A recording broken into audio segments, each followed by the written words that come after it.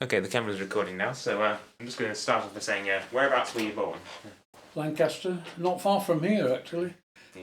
Down by the cemetery on the terrace there. What age did you leave school? I went to the technical college from school, and then the war came, and so I left the college and went in the RAF to fly. How old were you when you left school? Coming up towards 15, about nearly 15.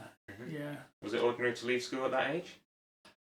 The standard leaving age was 14. Why did you join the RAF?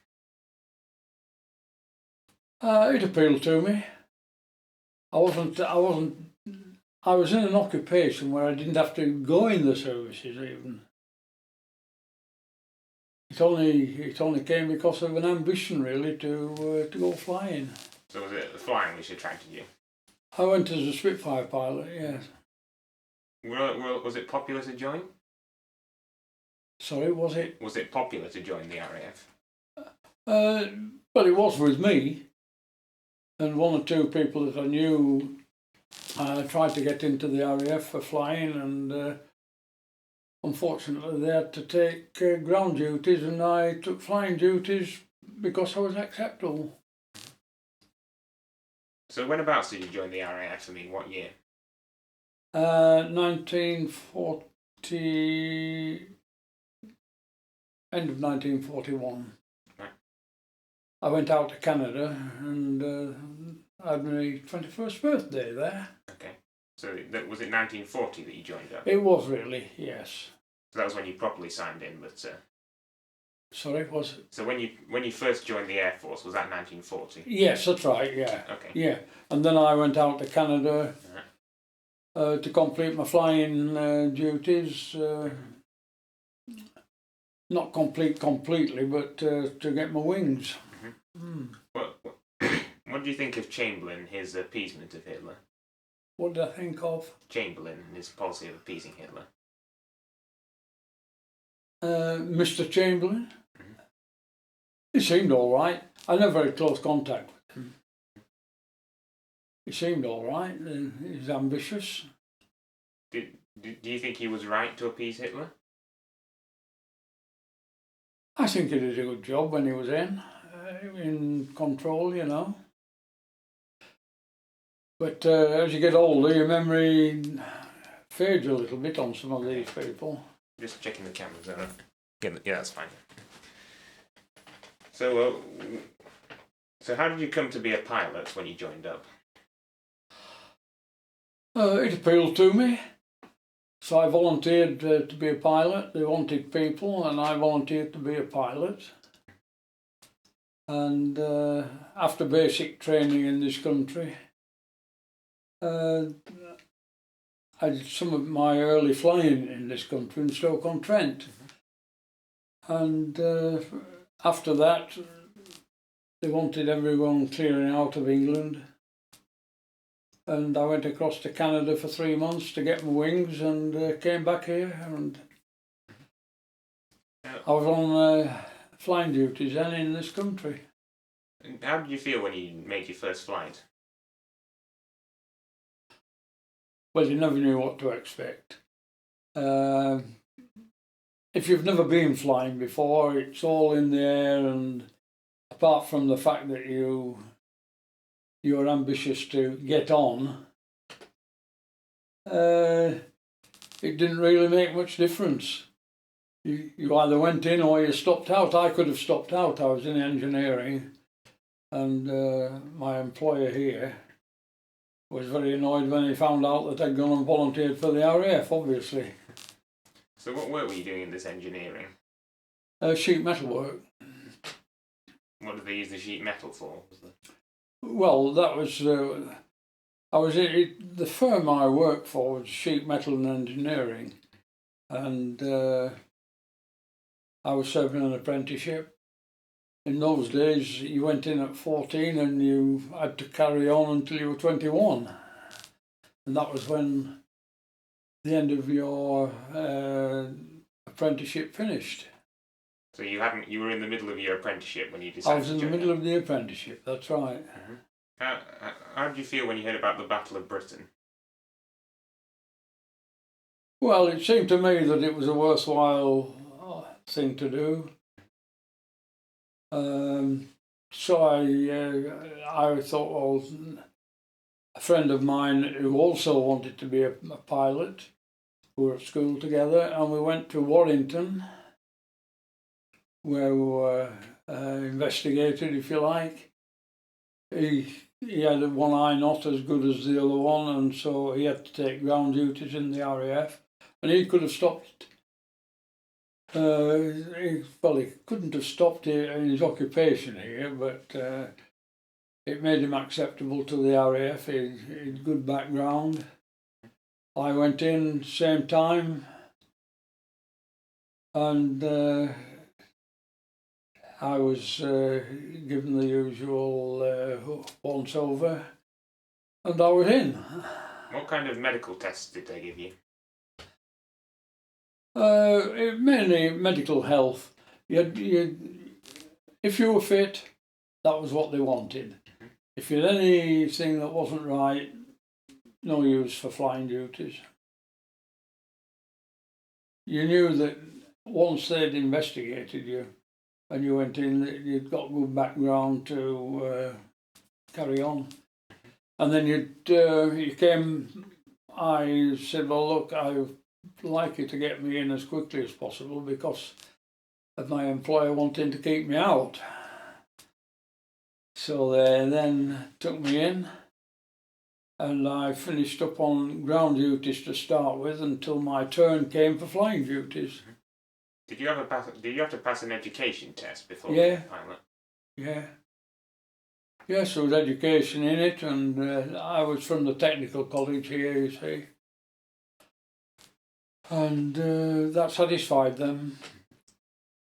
I went in and I had no problems. I finally started on basic flying and background at Stratford-on-Avon. That was my first. Once I got on the course, that was my first occupation in Stratford-on-Avon. On to Stoke-on-Trent. Basic flying, 60 hours basic flying, where you did about 10 hours, roughly 10 hours, with information from them about flying duties and small aeroplanes. Went in one of those and until I was 60. And then it was across to Canada to get my wings. I got my basic wings, well, they weren't wings really, basic flying here anyway. And by the time I'd done 120 hours altogether, I was down for flying duties in this country. Well, what's that phrase, get your wings? What did that entail? To indoctrinate you in flying. And you always had the wings on your left-hand side, you see, you may have seen some of them. So that was so that you were identified. You had the wings on your left-hand rest, and you were identifiable then, both in the RAF and outside the service. So, what aircraft did you do your first flight in? Miles Magister.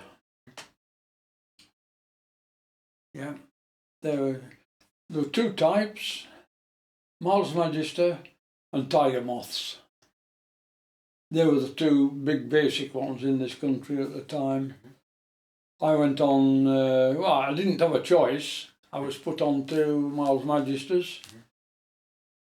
And from there I went to Canada when I'd finished on the Miles Magisters over here. Can you tell me about your first flight? Is that your first test flight, I mean? My first flight? Oh. Well, you went with an instructor. And when you'd done between 12 and 14 hours, or 15 hours, if everything was straightforward and you've done your groundwork, if you like, you know, education in flying and what have you. That was it. They told you to go off and start flying and see how you made out, and hopefully you came back again. Were you surprised when the war started? Well, it had been hovering for a time. It was obvious that there was something going to happen to bring people like myself into the services. Did you consider joining the army at all? They tried to get me to join the army and I wouldn't. I said I've gone in the RAF, and I just signed on for the RAF in the meantime because I was wanting to fly. I did my basic in my turn. I didn't go straight onto it, but in my turn I went off ground duties onto basic flying duties at Stoke-on-Trent. From there I did my final flying duty basic in Canada, at the other side of Winnipeg, right across Canada. So on these test flights, was the procedure that the instructor would take you up and then you'd have control of the plane? Yes, usually it was about 14 or 15 hours. Was that how? And you went up with the flying instructor when you got to that age, and if he was satisfied that you were still capable, he got out of the plane and he said, right, it's all yours. Just take it round and come back in 20 minutes, half an hour, and hey presto, you were on the track. How many hours of flying could you do before the instructor said you were alright to fly on your own? About 14 or 15. Was that long or was it short? Well, there were anything from about 3/4 of an hour each time for a lesson. Did you ever have any near accidents during your test flights? Yes. Yes, my engine cut out on one occasion. Over the more or less, I knew the aerodrome was down there, and my engine cut out, and I had to glide down. I could still see my aerodrome, fortunately, and I made a basic landing there. Were you by yourself? Yeah. Would you say the aircraft you were flying were quite reliable? Yeah. Miles Magisters. Yeah. Were they manoeuvrable or just very slow to move? Oh, they were good. The aeroplanes I was flying on were considered to be very good basic flying planes, and they were. The alternative would have been a Tiger Moth, which you may have heard about, and they've got double wings, whereas the Miles Magister was the nearest thing to the aeroplanes that you were going to do your basic flying on. So you did 60 hours on that, and then another 60 in Canada to get my wings. What were the instructors like? Were they reassuring? Were they friendly, or were they just hostile? What do you say? They varied. I was lucky. I had an instructor who was capable. I think that some people were taken off flying duties because they were considered not up to scratch, if you like. But I was lucky. Did my basic 60 hours and then off to Canada, and I did my final 60 hours. So when exactly did you come on to flying Spitfires then? Sorry, when? When did you start flying Spitfires? 1940... No, let me think. 41, around that time, yeah. So you were considered a proper pilot by that time, were you? When I came back from Canada, I'd qualified. I had wings. I was capable of taking off and flying. But I got on a more advanced aeroplane, and then onto Spitfires, which of course no one could be in the cockpit with you. They just said, right, you'll be all right. Spitfire over there. Take it off and land and come back, and I'll be looking for you, the instructor would say. Were you nervous when you flew by yourself? No, you get over that. Once you'd done all your basic flying, you felt that you were capable, and that was good enough, really. Did you prefer Spitfires to other planes you flew? I was pleased, because I was looking after myself. If I'd been on bigger aeroplanes, as a lot were, like Oxfords, you were part of a crew learning to fly that, and you were in and out of the aeroplane when you were in the air even. Someone else would take over. But in the Spitfire you couldn't do that. You just took off and came back, and hey presto, you'd finished. So you were your own boss then? Well, you were your own boss once you'd got your wings in Canada. Did you have a choice what planes you flew? Or?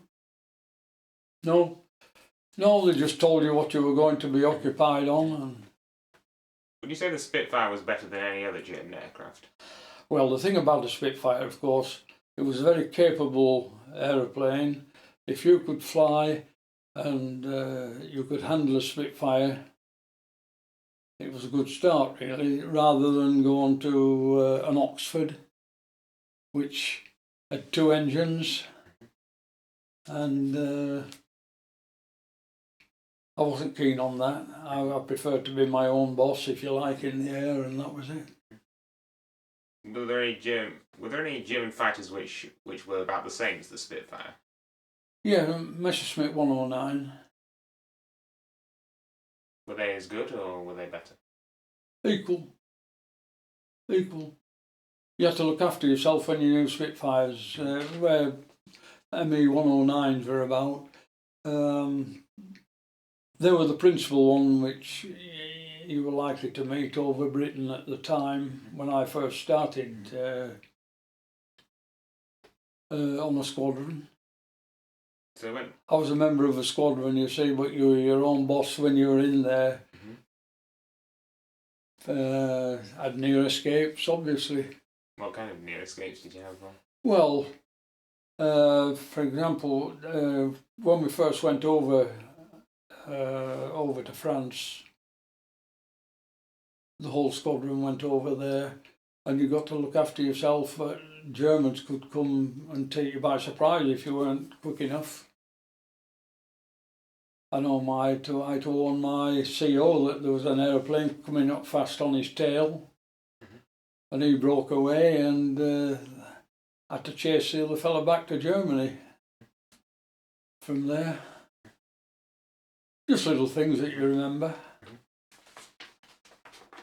How does it feel when you're in control of a flying machine, would you say? Well, you went in with the intention of learning to fly, and so that was a boost when you got your wings at 120 hours in the Air Force flying. 60 was your basic flying. Complete course was 120.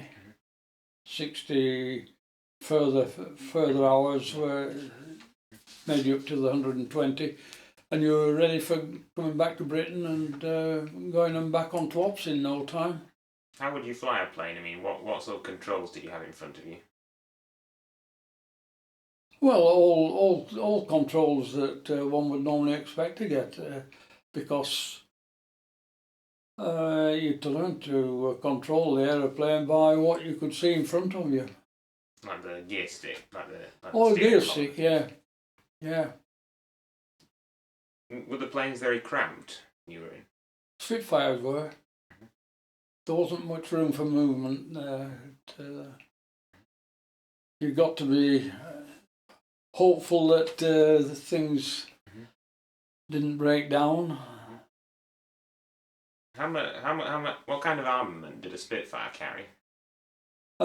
Initial, 2 cannons and 4 smaller cannons.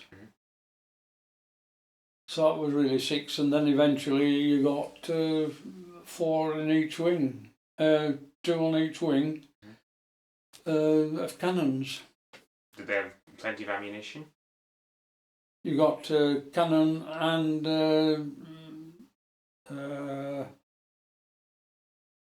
how can I best describe them? Machine gun fire.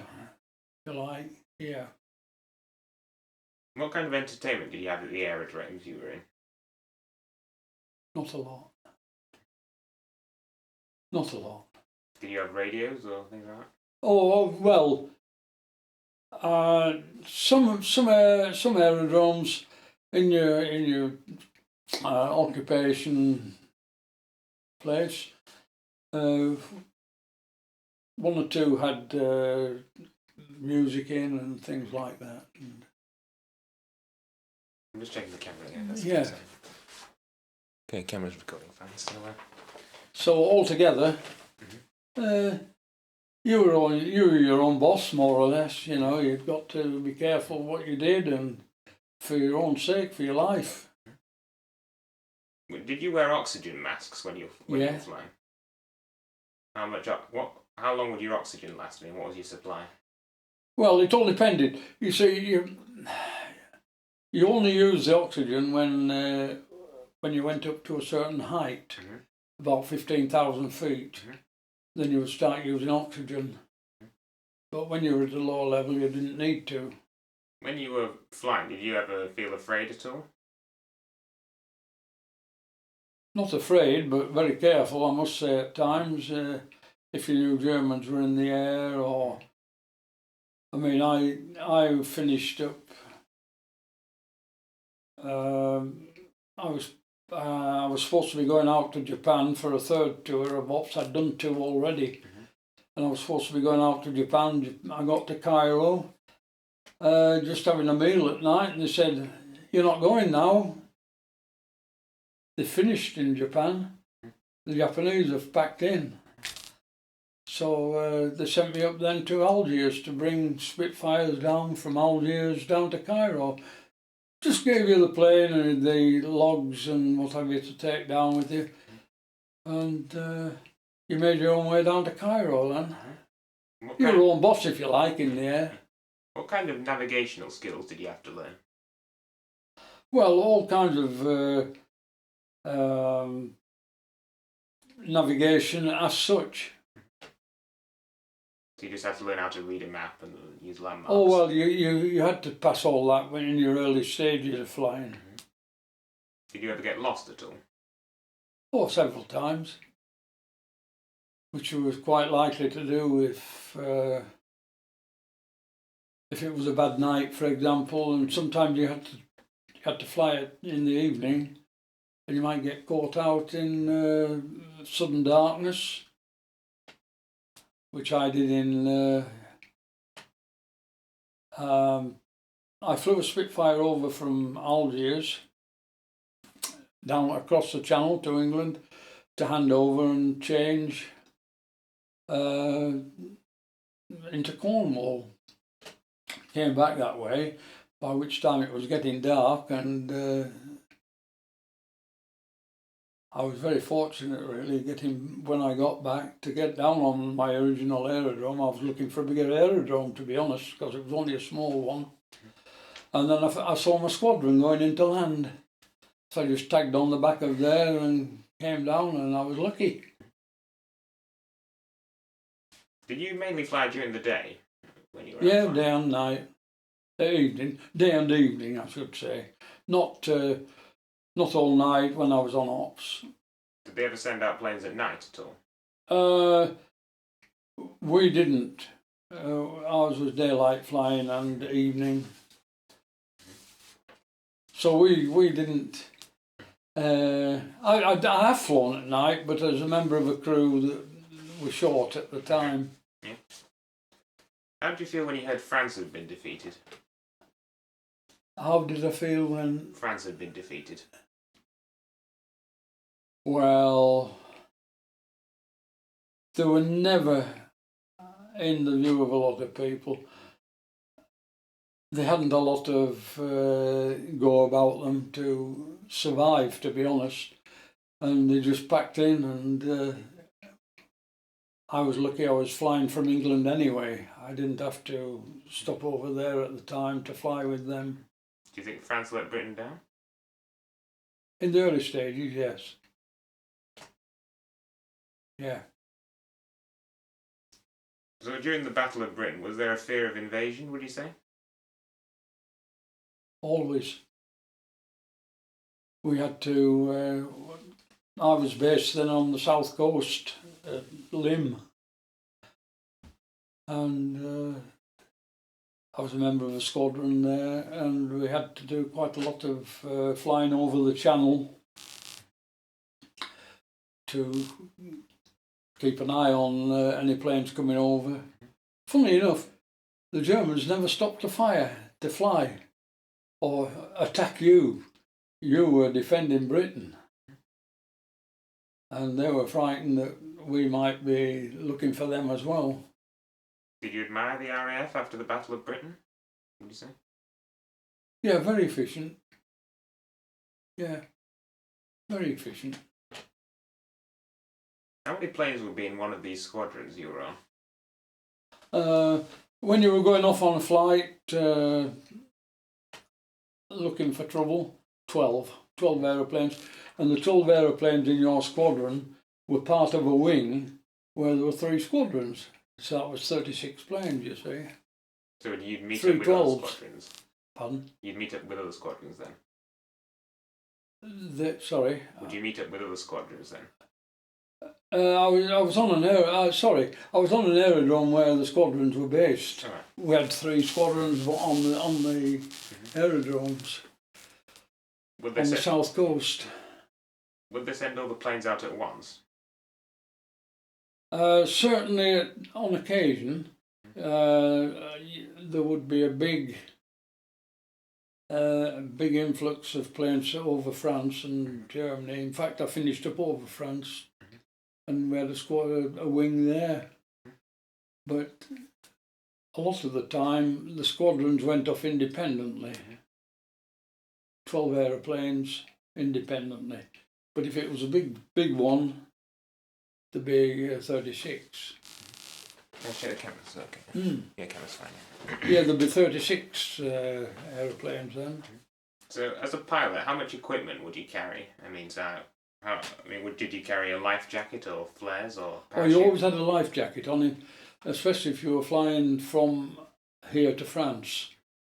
You might break down over the water, which I nearly did on one occasion. The engine packed up, and I was fortunate I was able to get back to France. If I got over Britain, over the channel on the way to Britain, I might have had a lot of trouble. Anyway, I did eventually fly back to the UK from France, but not in that aeroplane. That was kept. It was in poor condition in France. Did you have a lot of friends among the aircrew at the bases? Well, everyone was a friend. Yeah, and I was lucky. I played in a lot of sport. I played in football when I was in the services, as I did when I came back to Britain. And it was up to yourself, really. If people knew that you were interested in things that they were interested in, well, that was it. Did you mix with the ground crew? Yeah. Yeah. Well, you had to be. You had to be friendly with the ground crew, because there were, I believe, I heard, there were various times when they weren't really capable people who were getting the aeroplanes ready for flying. How long would it take to get a plane ready, would you say? Well, it varied. There were hours up to 60 hours, you see, to interview you and see if there was anything that wanted doing, and then they would start and get it ready for flying again. So, where did you carry the parachute? The 60 hours, by the way, was not done every time that you were going flying. On an aerodrome, the aeroplane was just had a ground crew attached to it, and they got the thing in serviceable condition, and off you went. Did they keep the planes in hangars, or were they just outside? Varied. Spitfires were kept outside. Were you always on alert in case of any German raids?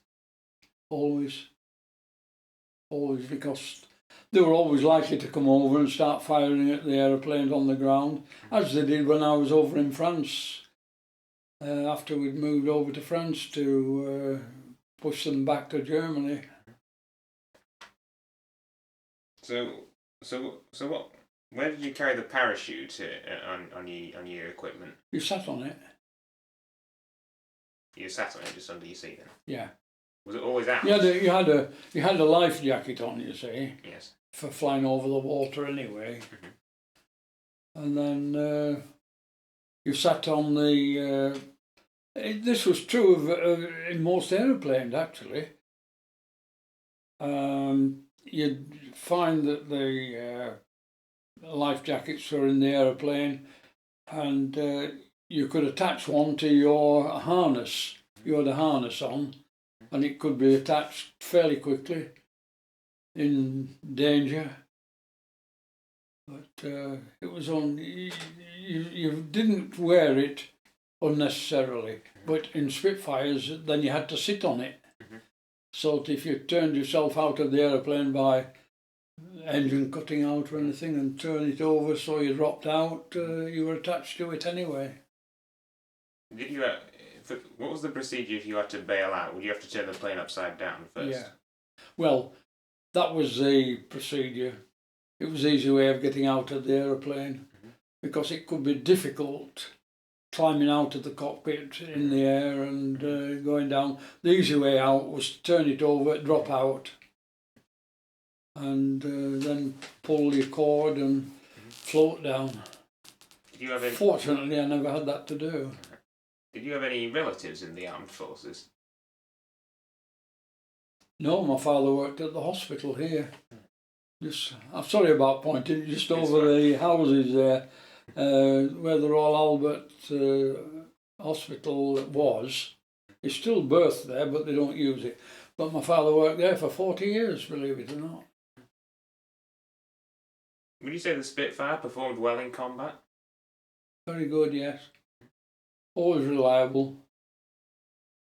And you always knew what to do if the engine cut out, if your aeroplane was shot at from a different angle that you hadn't seen, and although I was lucky, it never happened that way. But what kind of battle tactics were you taught when you were learning to fly? Well, when you were learning to fly, obviously the tactics didn't come into it until you got your wings. So what about evasive manoeuvres then? What kind of things? Basic manoeuvres. Well, in where I was flying, or when I was flying Spitfires, used to be 3 columns of 4 in a flight, in a squadron, flying to look after each other as well. Did they make up their own tactics as they went along, would you say? The pilots, I mean. Not really. That was up to the squadron leader, who was in charge of a flight of 12. And of course the wing commander had 3 squadrons under his wing. That was 3 squadrons. But when it was just one squadron with a wing commander, squadron leader in charge, everyone looked after each other. You're in 3 columns of 4, you see, so you could take care. I could see out to the left, the man on my left could see out to my right, and the squadron leader at the front was responsible for getting you there and back. So when was your first combat? Now you're asking me.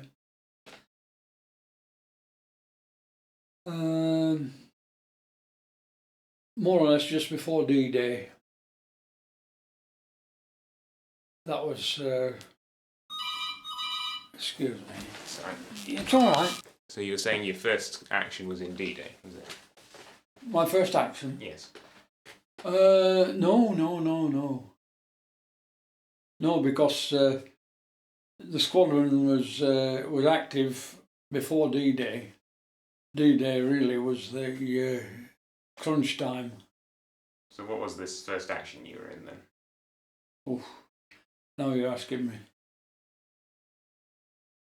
Well, we had squadron flights before D-Day, where sometimes the wing F3 squadrons took off to go over France and Germany to see what was going on there, and in many cases try to get them to come up and meet you. Try and reduce their numbers, you see. But it was all right. We used to escort bombers as well in the meantime. The whole squadron of fighters would escort a gaggle of bombers going over most of the way over to Germany, but we didn't have the same flying time that bombers had. We were limited in the time that we could stop up. So what was the range of a Spitfire then? How far could a Spitfire travel? Well, it depended. There were various. It depended how the aeroplane had been serviced and whether they put 170 gallons of fuel in or just 70 or 90, and that was it. So were you sent abroad from England after Canada? I came back from Canada, and from my next brushing up, if you like, of squadron flying, I was supposed to do a squadron in Cornwall, and we flew over France and Germany from there. And other times you'd be flying from in the south of England, where my squadron was based anyway. So when this was it about 1941 you were sent on raids over France? Yeah. What did you have to do during these raids? Just patrol. Just patrol, make sure the Luftwaffe weren't coming. Make sure there were no Germans about. And of course, occasionally you would find that there would be a flight of German aeroplanes would be making their way over, but usually, funny enough, once they saw you and they knew they'd been seen, they didn't stop to argue. They went back to Germany, and that was it. Did enemy bombers ever come near your aerodromes? Not in my time. They did get bombers over. Sometimes you would find a flight of perhaps 2 or 4 aeroplanes would come over, but they never stopped on attacking or anything like that. Once they knew that you were there, that was it. They went back to their own base in Germany or France, Holland. So I think I heard something about you being sent to Malta. I was in Malta, yeah. So how did you come to be sent to Malta? Volunteer. Right. I hadn't long been on a squadron. I'd done my basic flying, and then the main flying duties. I was sent to a squadron down in Cornwall. I heard that they wanted pilots in. I hadn't been on long, funnily enough, on there. Less than double hours, you know. And I saw the CO and said I'd like to go to Malta, and I was on my way in no time. What drew you to Malta? I went to Malta, yeah. No, what drew you there? What made you want to go?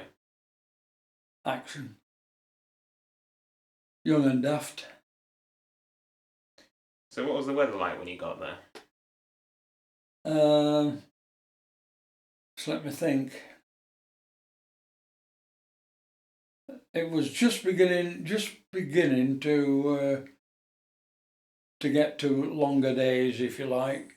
There were short days, even in Malta, you see.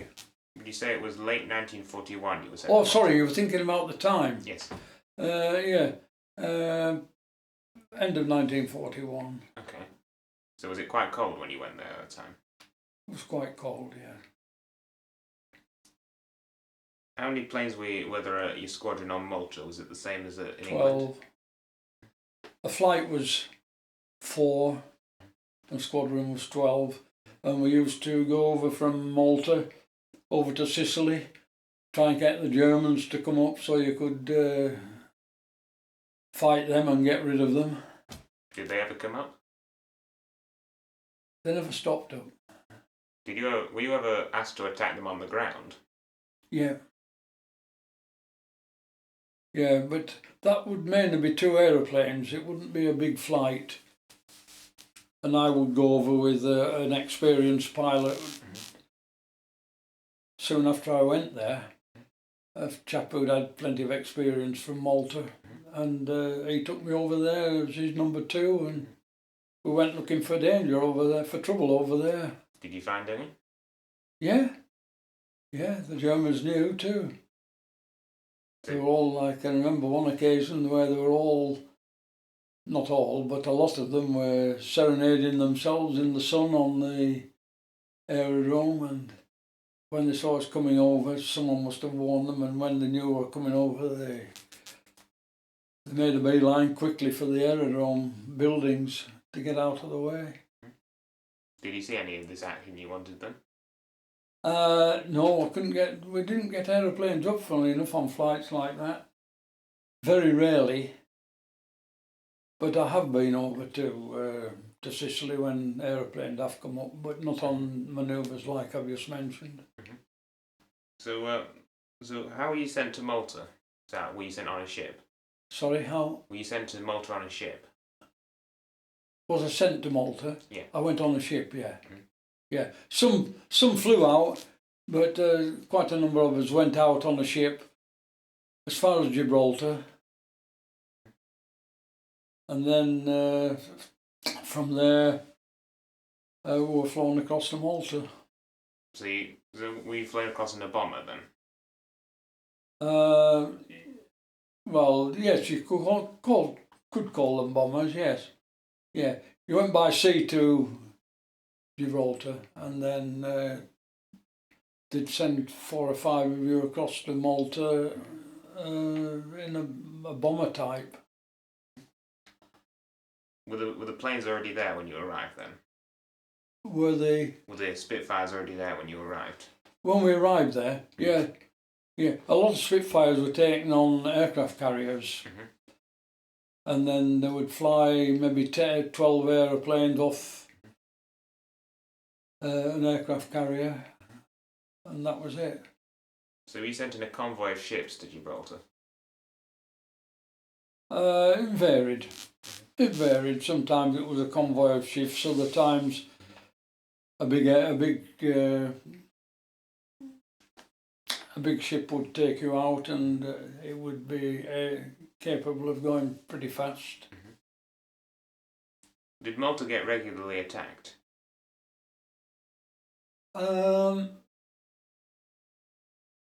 We had squadrons or flights of 4 come over on occasion, but they knew that we were aware of them because of you were warned by people in charge in Malta that there was some coming over, and they didn't bother stopping.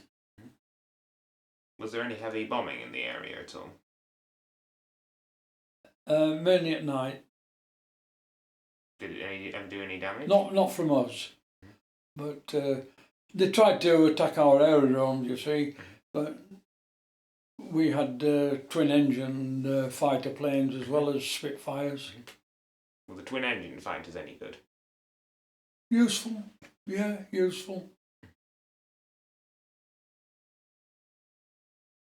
So did you ever shoot any planes down at all? I fired on them, and then you're not really interested in once they've broken away. You weren't really interested. You know, you're looking after yourself and your flight or squadron. You just left them once they'd broken off then? Sorry. So if a plane just turned and flew off, would you just ignore it? Well, they would. The Germans would go back to Sicily. Mhm. They get away quick if they knew that you were there. So what was your rank when you were in the Air Force? Well, I started off as sergeant pilot, which a great number of people did, and then I finished up as a flight lieutenant. Was that a high rank? Well, it was one of the lower. Well, sergeant pilot, flight sergeant pilot, warrant officer pilot, pilot officer, flying officer, and then a flight lieutenant.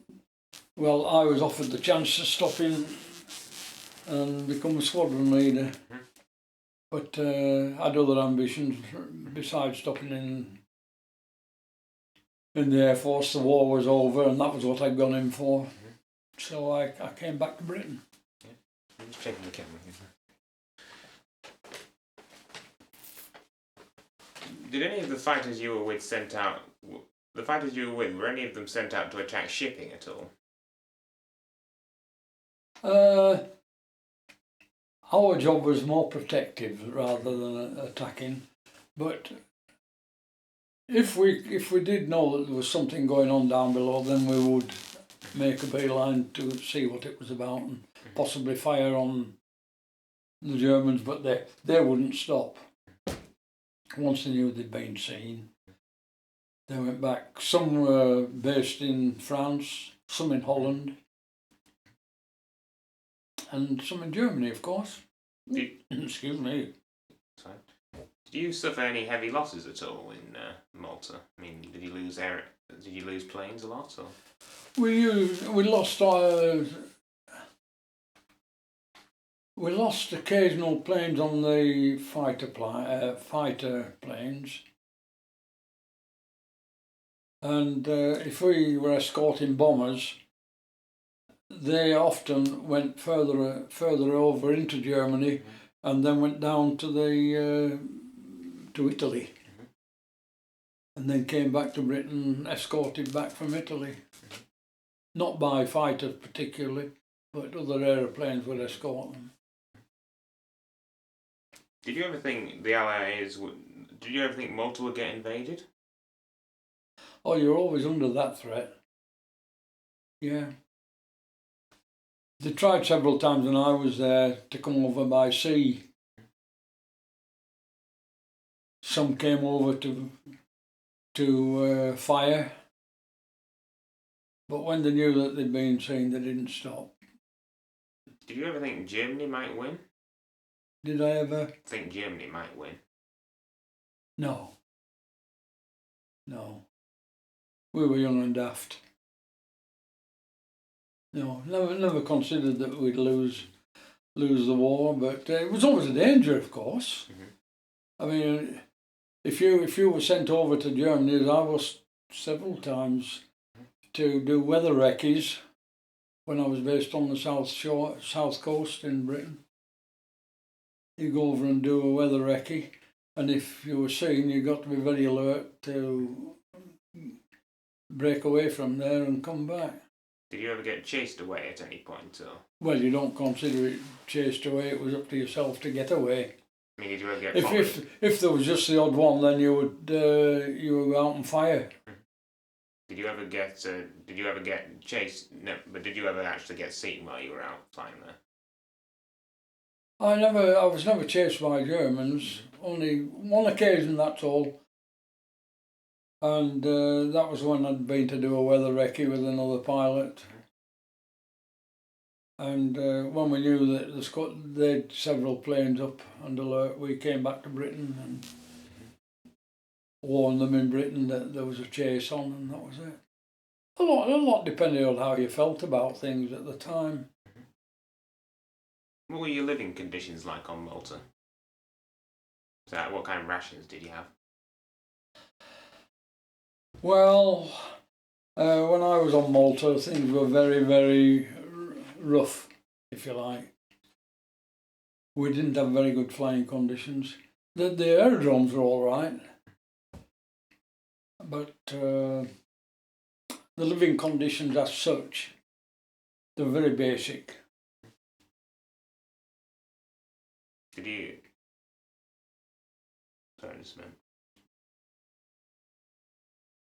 Would you say morale was high among the air crews? Did Would you say morale was high?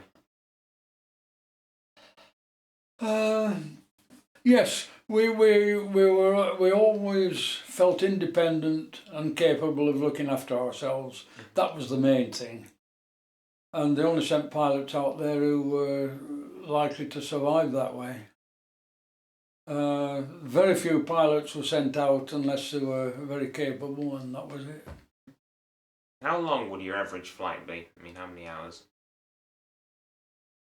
Well, it varied because they would sometimes put a 90-gallon long-range tank on so that you could go over Sicily, and you could go right round Sicily and come back, which would keep you up for a couple of hours. Did it? Sorry to ask that, but did it get dull, just flying and nothing happening? You're always hopeful that some German aeroplanes would come up, but they seemed to dodge us. It got the other way. Initially, the Germans were the bosses, if you like, because we didn't have sufficient aeroplanes or fuel or things like that. And they made themselves awkward, to say the least. But eventually, during my stop there, we were out looking for them. And then, of course, they were off to fight against on the other war front, and there we are. Did you ever hear about how the war was going elsewhere?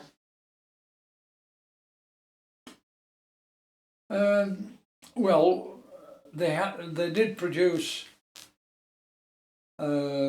small newspapers, if you like, and they put things in there. But they weren't newspapers as we knew them. They were only just reflecting on what was going on.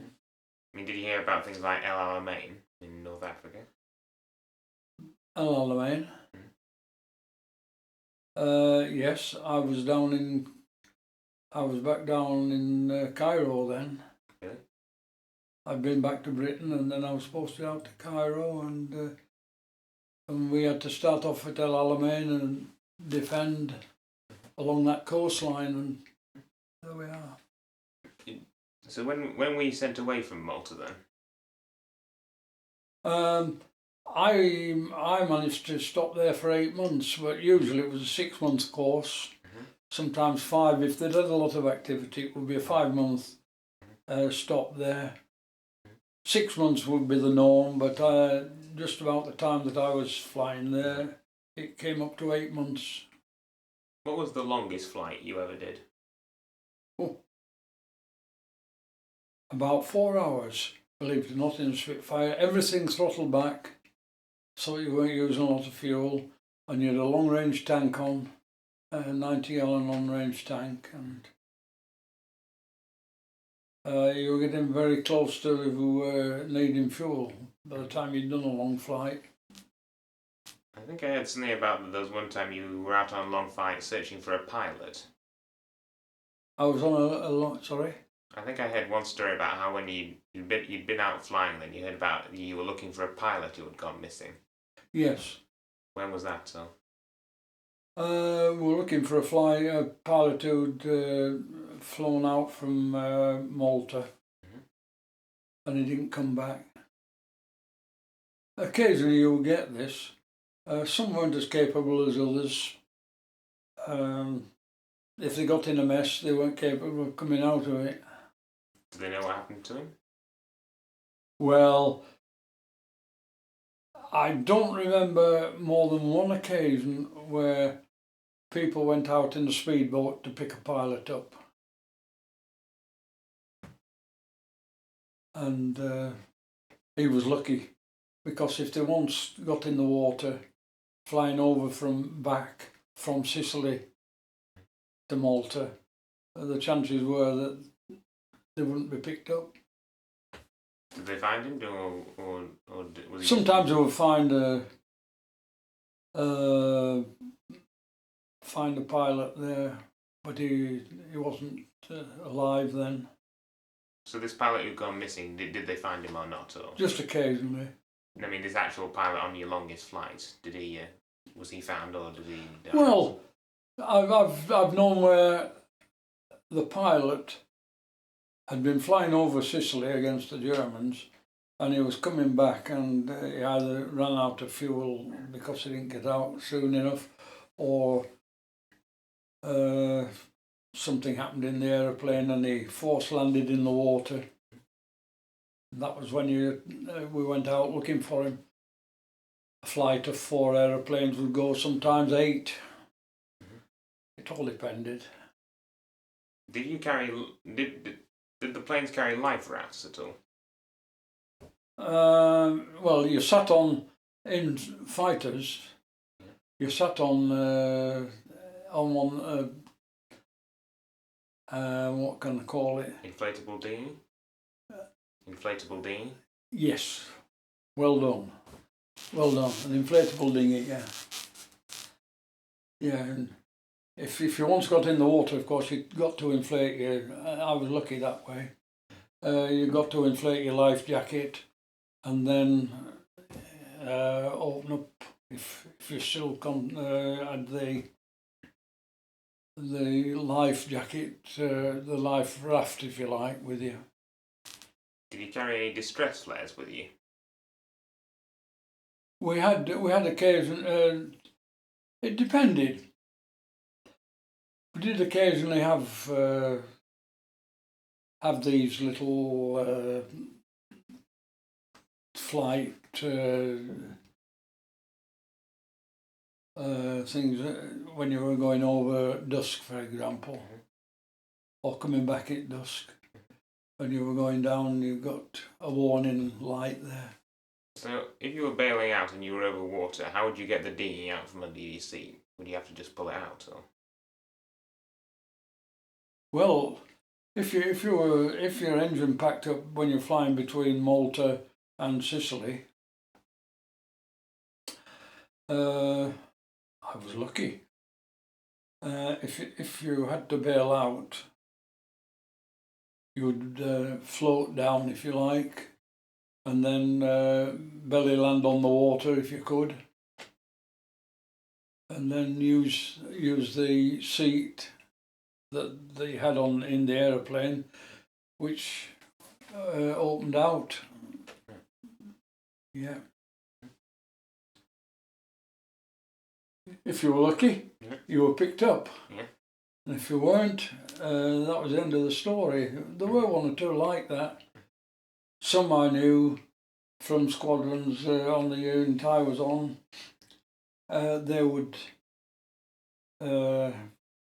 come down, and they lost their ability to get back because the life raft, if you like, or lifeboat that they were carrying, they just didn't survive. Let's just check again. Do you ever have to attack ground targets at all? Yeah. What sort of targets were these? Or? Often it was aerodromes over in France, and over in. We'd fly out from Malta to Sicily and fly and fight there. Well, not fight, but fire. You just strafe the targets, would you then? You just go over there, find the aerodrome that they were talking about, and fire on the aeroplanes there. Make them unserviceable. So what happened when you were sent into Egypt then, in Cairo? I came back from Malta and did a rest period, and then I went over for the invasion of Sicily, invasion of the coast, on the other opposite to Malta, Operation Torch then? in the German coast. Not German, sorry, the Egyptian coast. Yes. And once we'd chased them up there, well... Did you have to chase the retreating German troops? Did we? Did you fighters have to attack the retreating German troops? Occasionally, yeah. Yeah, there were periods where if we were sent out to attack an aerodrome that we knew Germans were on, we were always on the lookout for anything connected with fighting. You know, they had little vehicles which they went from the aerodromes towards our aerodrome in towards Cairo, and then we got to be very aware of them and chase them back. Were you involved in El Alamein at all? I was based at El Alamein for a time, only a short time. Then I came back to Britain. So what was it like in the desert, in weather-wise? Very basic. Not a lot of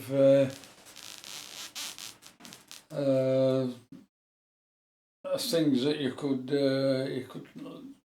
could look to in way of food or anything like that. Very basic. Was it very hot in the desert?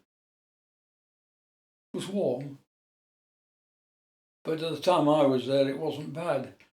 I went over there at the end of the year, and I came back here around once we'd got the Germans on the move.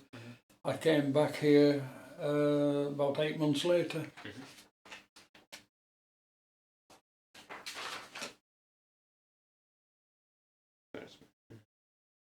So was it just the El Alamein part of Africa you were sent to, or were you sent further along the coast after that? I've been right along the coast from Algiers down to Cairo. Yeah. And then when I came back from Malta, you didn't come back in the whole flight. You were just write your tours up, and they'd send you across to Algiers, and then across to the coast, and you'd come back from there round over the water so the Germans didn't catch you, and you'd come back and land in Britain. But that was part of a larger aeroplane. Were you involved in the Tunisian campaign? In the Tunisian campaign? Yeah, were you involved in that? Part of the time, yeah. What was your fighter? What did you fighters have to do there? Well, it was only more or less what you'd been doing all along. Just the regular patrols trying to get That's Germans right. to come up. You got warning that there were Germans there, and you had to go off. And I mean, I've done flights from the south of England where they wanted to know what the weather was like over in France prior to sending a whole squadron out. And two of us would go out, have a number 2 with me, and then we'd come back to Britain. Were the Spitfires ever given bombs at all, or just? Yeah, carried bombs on Spitfires. What do you use them for? Just attacking aerodromes, mainly. Not for things like tanks or trucks, then. Not like. Not attacking tanks or trucks, then.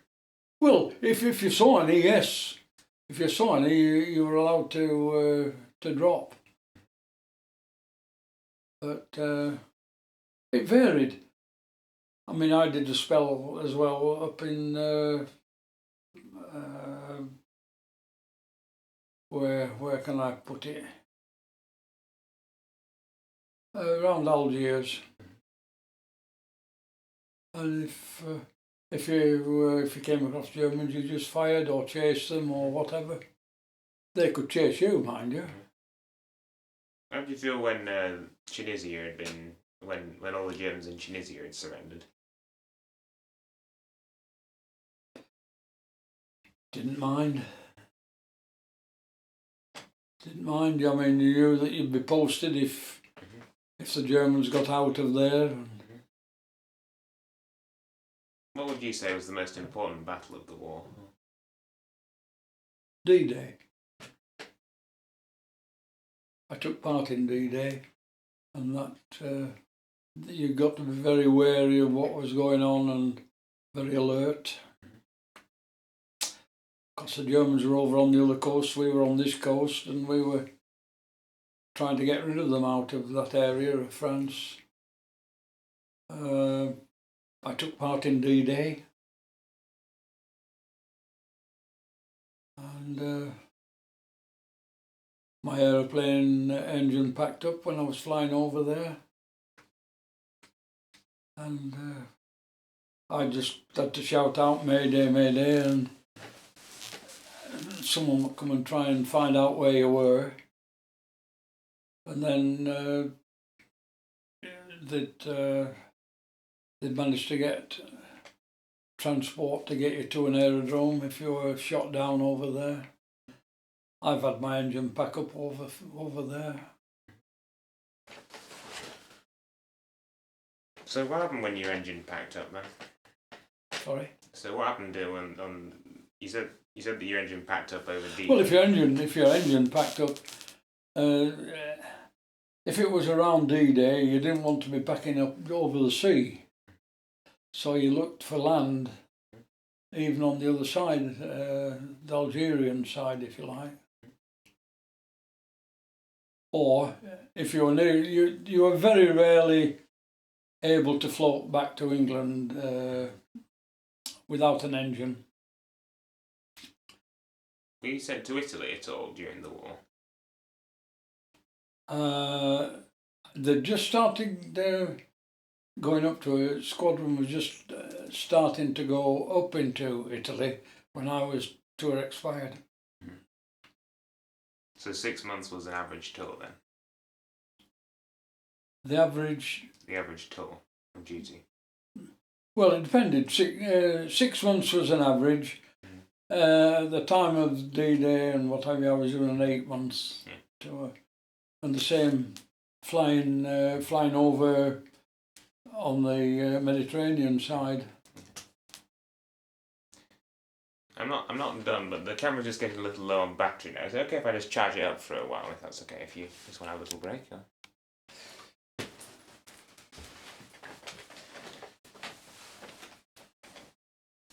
So can you tell me again, how did you come to be involved in D-Day?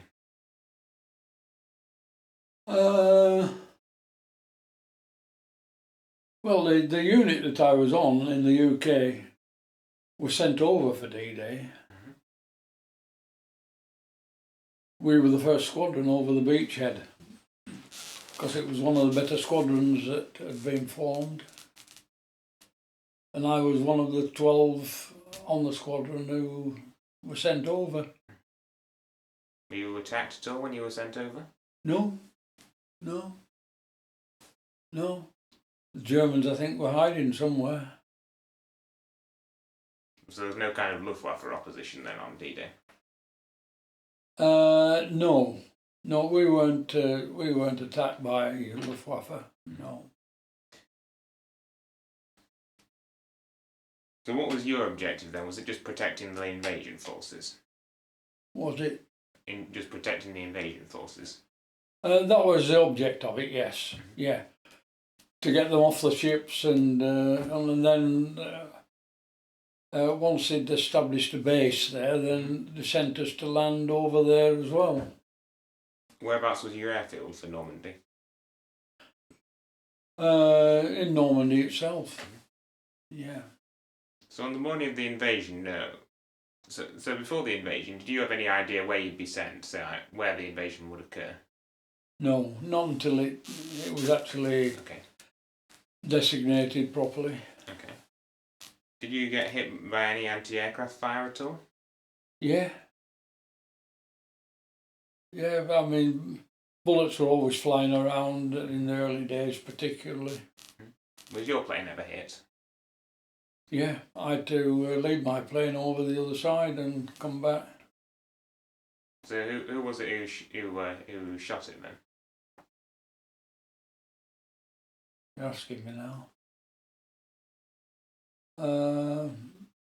Was it Allied troops who shot? Well, some of it was our own troops and some were German troops, you know. But it was very open in those days. It was a case of really getting organised and trying to keep out of it. So when you were sent out on the invasion, how much fuel were you given? 90 gallons. Was that a lot for? 90-gallon long-range tank saw you get over there and spend time with the troops and then come back again. Yeah. Did you stay? Because I was based in the south of England by that time. Did you stay in one place or did you patrol many places? Just patrol many places. Mm-hmm.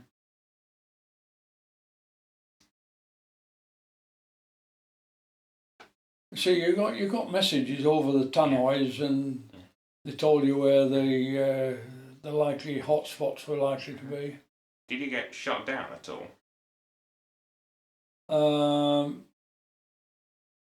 Let me think. No, not really. No, I had an engine back up on me, but it wasn't because of being shot down. The engine packed up and I was on my way back to England in no time. So you were never seriously hit by any anti-aircraft fire then? I was hit, but nothing seriously. So was that German fire, do you think? Both. Our own people fired on us as well in the beachhead. Mm-hmm. Is there do you think it's odd that they mistook a British plane for a German one? Sorry, was? Do you think it's odd they thought you were a German plane? Well, at dusk, you see, you couldn't tell. Dusk and early morning, that was where the problems came. So when you were hit, were you worried? I mean, do you think the plane would survive? No, never bothered. You just had a look to see where you could get down. Yeah. Did you consider bailing out at all?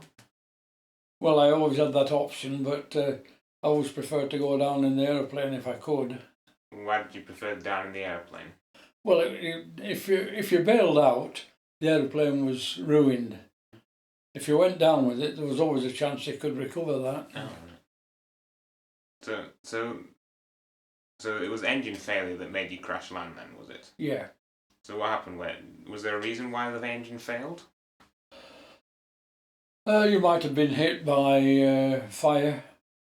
Even from our own people, I was hit at one time. So it could have been anything. It could have been just random failure or just well, actual enemy fire. I personally didn't believe in bailing out. If I could get the plane down, that was the answer, the best answer. But obviously, if it had been halfway across the channel, I would have had to bail out. Mm-hmm. So when the engine failed, what did you do then? Just cut back on the engine and on all the different things in the cockpit, and then went down, and that was it. Just the camera's recording, right? It's recording fine now. So how high up were you when the engine failed? Less than 1,000 feet. That was the problem. Because we were just below cloud base. Did you normally fly? What was your normal altitude? For flying over there, about 1,000 feet usually. So why were you down so low then? Because of the cloud base. I mean, our job was to keep an eye on things, really. So when the engine failed, had you been hit at any point earlier during that mission? Not on that occasion, no. So on that occasion, there was definitely no kind of Allied fire shooting you down. No. Right. Okay. No. So what happened when you began to crash land? I mean, what sort of angle did you have to come in at? Well, you've got to be below a certain height for a certain speed, and then you just regulated it as you wanted. What was your speed as you were coming down? About 100 miles an hour. Is it normal for a plane to land at that speed? Yeah. Did you come down with landing gear up? No, not on the beach. No, you didn't land with your undercarriage down. That was really for if you were near an aerodrome or something like that. You didn't force land in unknown territory. So whereabouts did you crash land then? In the beachhead. Actually, in the beachhead area. Yeah. There was plenty of fields round there, and land at the time I landed. So what happened during the landing? I mean, did the plane spin around at all, or did it almost? Yeah, it just hit the ground and spun round. And I got out quickly in case it caught fire, and that was it. Did it catch fire? No. No. Were you injured at all in this crash landing? No. No. No, I made a good landing, and that was it. Good belly landing. Was the plane repairable? Well, I don't know, because the aeroplane was carted off to another aerodrome close by in the beachhead itself. Now, whatever they did, I don't know, because I came back by an aeroplane from the beachhead back to the UK. So this is still a Spitfire you were flying then? Sorry? This is still a Spitfire then you were flying? I left the Spitfire over there, yeah. I What happened to it after that, I don't know. I think I heard something about a tank picked you up or something from the wreck. Yeah, that's right. What happened then? When you? Well, a tank came and picked me up, and I was sitting. I knew once I'd force landed on the ground, I knew that whoever came, I couldn't do much about it anyway. I knew that there were Germans not far away. I could tell that by the gunfire. And then a Canadian tank came and picked me up to take me back to the beachhead to send me back to Britain. So were you on the beach itself, or just in the field area? In a field nearby, and on grassland nearby. When you saw troops coming, did you think they were friendly or not? No idea till they got there. So you just And then they turned out to be Canadians. I take it you were relieved, were you? Oh, yeah, it was good. When, And they said, "Come on, get in here quick. Get the hell out of it. Now we're going. There's Germans over there. There's a line of Germans waiting to fire." well, actually, German trenches nearby. Yeah, out of a trench at the far side of the beach. I didn't know that. Do you think they saw you when you came out? Might have done. Could have done.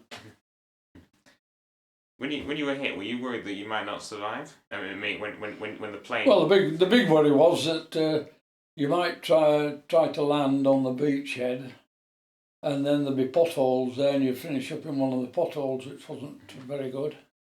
Could catch fire there. Mm-hmm.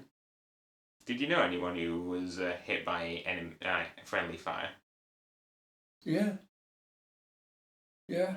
On the Squadron. When did that occur? Well, it varied. I mean, I was flying over quite a big area, really. Could have been anywhere. So what part of the beach were you taken back to? Do you know which? Back to the beachhead to come back to Britain. I mean, was it the British landing area? Yeah. So it was where they were unloading troops off the ships. The Mulberry Harbour, then? No, it was they were landing troops off the ships. All right. And then they got to go back to Britain, and I got on one of those. How soon after the invasion was this? Was this like 2 days after? Yeah. Yeah, about 2 days, yeah. So D-Day, so something like the 8th or the 9th, would you say, of June? I couldn't tell you, to be honest. I don't remember those things. So were there any when you'd landed, was there any sign that the enemy troops were nearby? No, it was dusk. So you couldn't see anyone or anything? No, I couldn't see anyone, you see. It was only when this tank came that I knew what was going on. Did you think it was German when they... I was aiming, when I was shot down, I was aiming to where I knew the Americans were coming down. Yeah. On the other side of the field. They were coming down to follow us. When you say you were aiming, was that with a weapon? The Germans. When you say you were aiming, was that when you were actually aiming to land? I was aiming to land, Yeah. but I wasn't aiming to fire. Yeah. I was aiming to get down on the ground. Were you given any kind of weapons at all, like a pistol, or when you were in the planes? Yeah, we were able to carry a pistol if we wanted to, but it was always dangerous to carry a pistol because if you were shot down, as I was, for example, and the Germans, they would think, oh, if he's got a pistol, fire, and that's it. So you didn't fire, you didn't take a pistol. Would you describe it as being shot down, or more just an accidental crash? Was it? Was it being shot down, or was it more an accidental crash, would you say? It was because I was shot down. I had no engine power. So that counts as being shot down, does it? Or... I mean, if I'd been able to survive, I would have got across to Britain by myself, but I couldn't. My engine went dead. Mm-hmm. So the engine didn't go dead because it was hit at all? Yes. Yeah. So it wasn't hit then? It was dead because there'd been some fire and it had hit my engine. Alright. Was it German at all? Can't remember now. You never knew if it was your own people, to be honest. How did the soldiers treat you? Found you? Were they friendly enough? Yeah, there were Canadians and on a Canadian tank. I can remember them, 3 of them. One was sitting on the front to see where I was. They said, "Come on, get the hell out of it. Come on, we're going back, quick." There's Germans over there, and it was early morning. So where were you sent after this incident then? Where Where were you sent after this then? after they got me back to the beachhead, put me on a ship, and I came back to Britain, where they were all starting from. So what did your squadron do next then? What did I do next? Yes. Oh, I just put my gear up, and they put me on the train, and I went back to where I knew my squadron was, and that was it. So were you sent back to France after this? Afterwards, yeah, some time after. Well, first of all, we were sent up to anywhere along that coastline. If there was an aerodrome there, that was it. So were you sent to Belgium at all, or? I was up in Belgium, yeah. What did you do in Belgium? Same thing, going over the line where we knew the Germans were, and.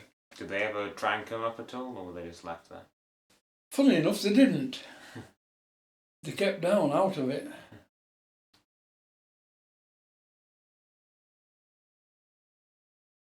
So what happened? So were you near Arnhem at all? I wasn't in the army, no. No, were you near the Arnhem area? Arnhem, yes, yeah. Sorry, yes, I was up in the Arnhem area. Yeah, because we came in from Eindhoven area and heading towards Arnhem, and our job was really to patrol anything that came up from Arnhem. Was this after Market Garden or before? Was that just after? Was this after Market Garden?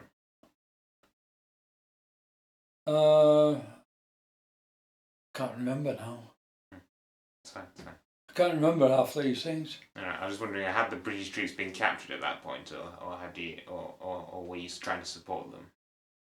No, they were attacking. Right. They were attacking. How did you feel when you heard that Arnhem had failed? Well, it was a bit of a worry, really, because of where we were positioned. Were you pulled back after this? Yes. Yeah.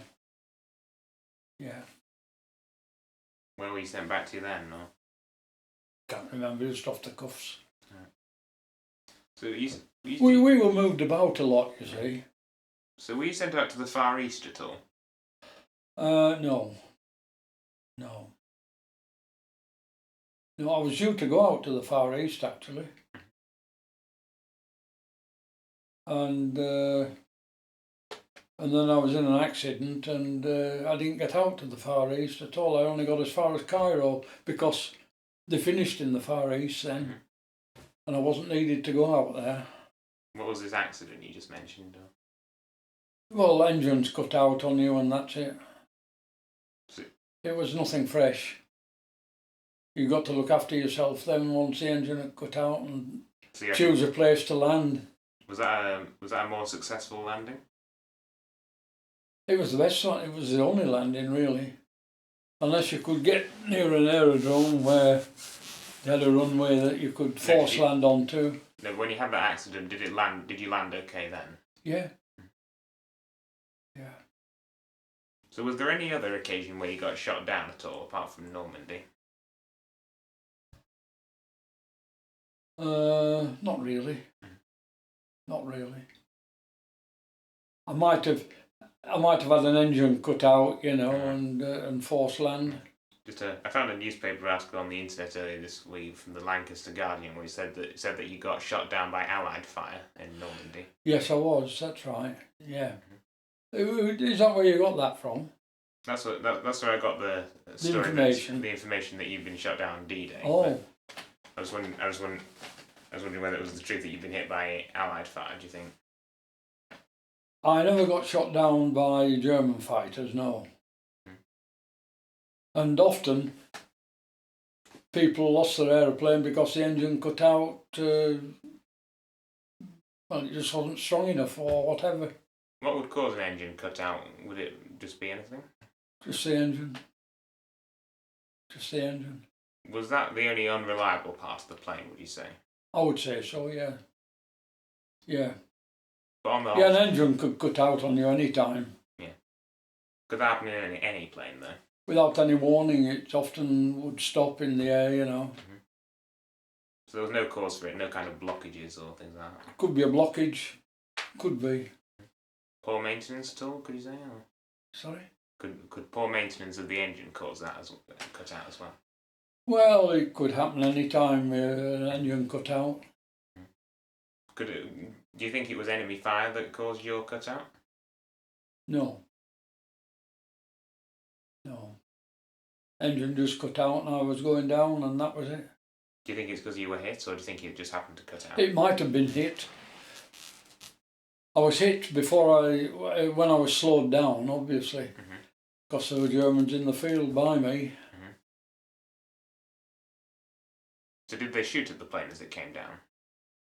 As the Germans, you said the Germans were in the field. Did they shoot at the plane as it came down? They would shoot. Yes, yeah. I knew that when this tank arrived to pick me up, they said, "Come on, get the hell out of here. There's Germans over there. Look at them, a line of them." So I'd been lucky to not be picked up before they came. Could have been picked up, then been a POW. Could Spitfires take a lot of damage? Could you say? Well, they were how you handle them, and that was it. If a Spitfire, they were good. Yeah. They were good engines. If a Spitfire got hit, was it likely to crash, or could it survive? You could be hit. You could be hit. It's not easy to say anything about that. I mean, you could be hit, but on the other hand, if you were hit and your engine cut out, you tried to force land. So did you mention something about doing tours somewhere after Germany then?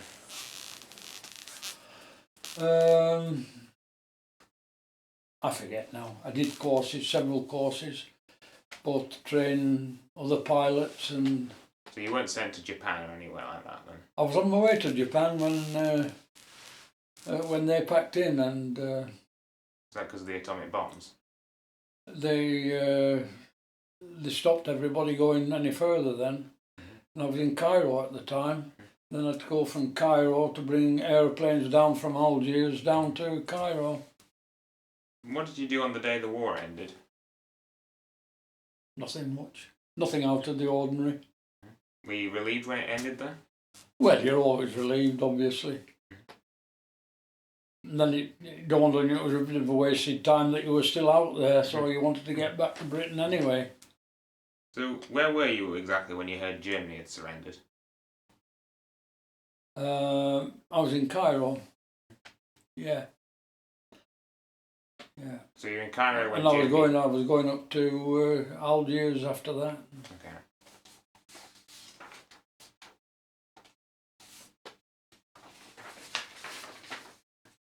So I think... I was having lunch when they told us that they'd packed in. Did everyone celebrate though? Sorry? Did everyone celebrate though when the war ended? Sorry. Did all the pilots celebrate when war ended? Well, they were all pleased. Mm-hmm. They were all pleased, and they had a good meal, and that was it. Mm-hmm. Yeah. That article I mentioned earlier, it mentioned that you'd flown some Dakotas during the war. I did. I flew Dakotas afterwards. Yeah. When did you come on to Dakotas? Oh, about 6 months before I was demobbed. Mm-hmm. I wasn't needed on Spitfires, and they put me onto Dakotas So out in Cairo. Was this after the war then? Well, that was when the war had ceased. Right. Yeah. What was it like flying a Dakota? Did you? Well, if you had a lot of flying experience, it didn't worry you at all. Mm-hmm. I'd never flown a twin-engined aeroplane like a Dakota in my life, and they just sent me up in one with another chap, another pilot, and then it was my turn, and that was it. Did you prefer fighters to Dakotas? Oh well, you could always look after yourself then. Was a Dakota quite hard to handle? No, easy. It was easy. Were you just flying supplies from place to place with them? Yeah. And troops sometimes. So when did you leave the RAF then? It was in. Let me get my facts right.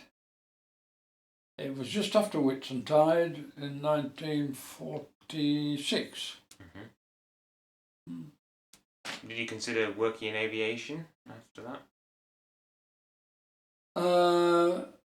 I was given the opportunity, and afterwards I thought, well, I'd missed a chance there, because I spoke to other people that I knew who did go in, and they said what a good experience it was, whereas I went playing professional football.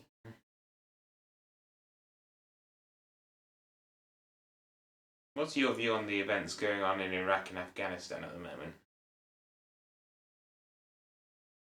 I don't know enough about it to give an opinion on that. Couldn't really say. I don't know what it's all about, to be honest. I mean, before you pass an opinion, you've got to know what's brought it on. Do people often ask you about your time in the Air Force? Yes, I'm a member of the Aircrew Association locally. What would you say is your best memory of your time in the RAF? Coming out. I had good times when I was abroad, because I was stationed in Cairo for a time, for about 6 months. So there plenty of entertainment there. And it was all right there. I mean, we were free to go, and the aerodrome I was on was actually on the outskirts of Cairo.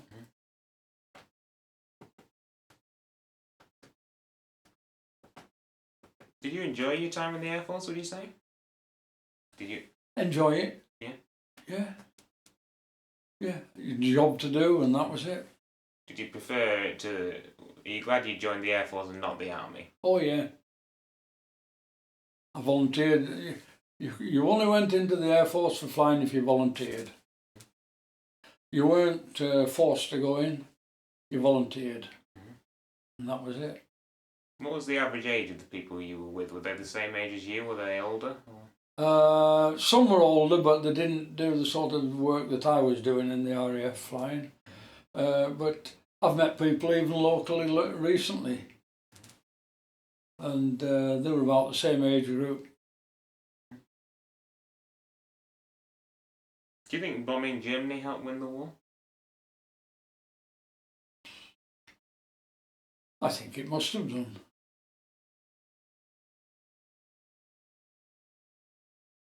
Would you call it hard to learn to fly, or was it easy?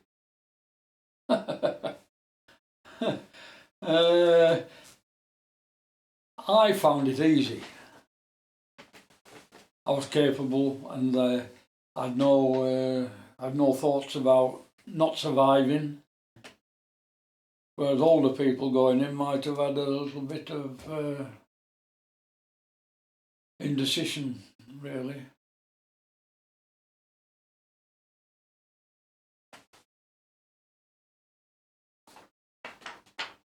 I found it a good experience. What did you As I say, I could have stopped in if I'd wanted to. I was invited to stop in the RAF, and I would have been in there for many years then. But I came out, and that was it. What's your opinion of Churchill?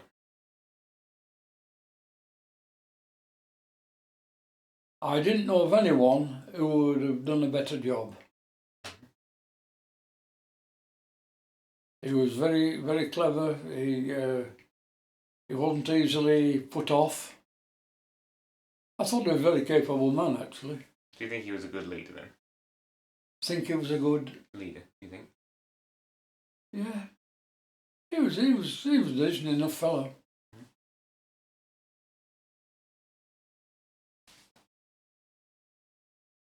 How do you feel about Germany today for the war? About Germany? Today for the war? Sorry, I'm quite picked that up why it should be. Well, how do you feel about Germany today for the war? I mean, today? Yes, today. Oh, today, I'm sorry.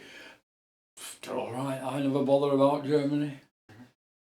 I don't hold it against anybody because they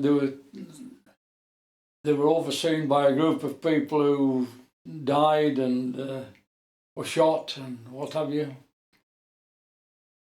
But I mean, the bulk of the German people were all right. I've nothing against them. How do you feel about them during the war, though? I mean, did you dislike Germany during the war? Well, you always looked after your own skin, to be honest. Did you have a dislike for Germany during the war, though? Well, we had a job to do, let me put it that way. We had a job to do, and if we came across Germans, oh, they were in there for the same reason that we were in, but from their side of it. Did meet them occasionally.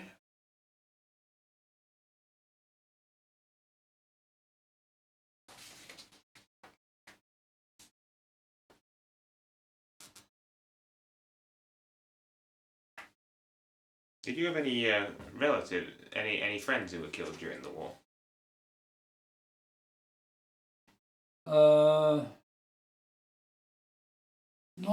Not from round here.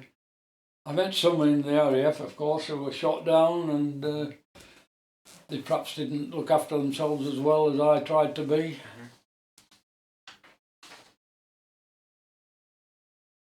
But generally speaking, from round here, they survived.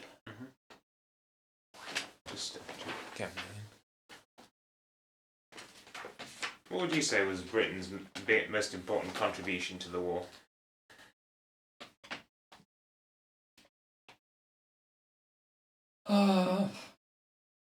Well, D-Day mainly.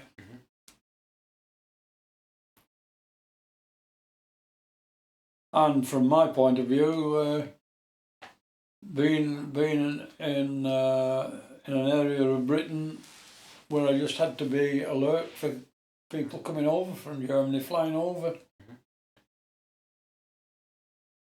Do you feel proud of your war service today? Yeah. Yeah, I never think about it as being something I shouldn't have done. Yeah.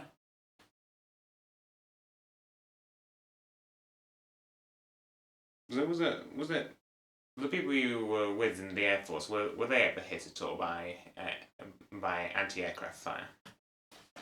People in there people in your squadron, were they ever hit? Oh, I've had some of my people that I was flying with were hit. But just a look at the game, if you like. Do you think you were hit? Do you think it was the anti-aircraft fire that caused your plane to crash in Normandy? I'm sure it was, yeah. Yeah. So you had been hit on that mission, and yeah. And it was definitely Yeah. engine failure shortly after. Because the Germans were just over. When they picked me up in a tank, a Canadian tank, they pointed these Germans out that were over the other side waiting to shoot at somebody. Could you actually see them, or were they just? I could see them hiding in the woods opposite.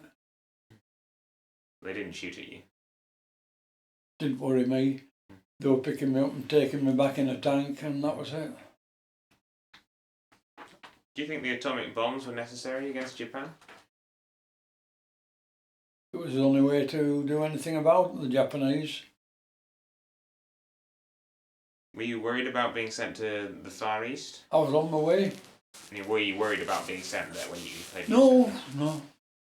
No, I was on my way to fight in the Japanese war. They hadn't packed in then, and I got as far as Cairo, and the Japanese packed in. Before you joined the RAF, did anyone ever ask you why aren't you in uniform? Asked me why. You weren't in uniform. No, I was in reserved occupation. I was in engineering. That was an occupation which they needed everybody in that they could. Was there any law which said you couldn't volunteer for any service if you were in reserved occupation? There were people who volunteered, but if they didn't want to fight or go in the fighting services, they were put in occupations which I personally wouldn't have liked to have gone in. And there were people round about. When you were flying, did you ever feel excited at all when you were flying? Not excited, careful. Do you feel nervous at all or scared? No. Just careful. I wasn't married. I was looking after myself, and that was my job, to look after myself, really. Sometimes I finish up by myself if the squadron was interfered with over the other side. Did anyone did any of the pilots you knew ever do trick flying, like just for fun, just doing things like loop the loop or things like that? Well, it wasn't a good thing. I have done them when I wasn't on fighting squadrons. You know, you did a 6 months rest in between two squadrons, if you like. I mean, did pilots just do any flying just for showing off? Well, I mean, I was at Harden, for example, near Chester. And I was one of the people teaching these newcomers in. So what did you do after the war then? I went playing professional football, believe it or not. Yeah. Yeah, I did about 6 or 8 years on that. And then I came back and to get a job. I was married by that time and had a family, and to get a job I went back to what I started on when I went in the RAF. And then from there I went to Stories, at the top of town there. Just my last question now. Did you enjoy your time with the RAF? Yeah, that's what you go in for. Yeah, and I was invited to stop in, actually. And I've known people in this area, they've died, funny enough, but I did know people in this area who stopped in over the other side, and they thought it was good, and went into Germany, you know. Did you ever go into Germany itself during the war? No, the nearest I got to Germany was up in Algiers. Yeah, in Algeria. Okay. I've been along the Rhine, and then known that the Germans were just over the other side of the Rhine, but we never crossed purposes. Is there anything you want to add about your time in the RAF? No. I enjoyed it, and that's it. Had a job to do, that was what I'd gone in for. So I can't think of any reason why I should have thought it was a bad thing. It wasn't a bad thing in my point of view, but I was in a reserved occupation and I needn't have gone in anyway. Well, if that's all, I think, thank you very much.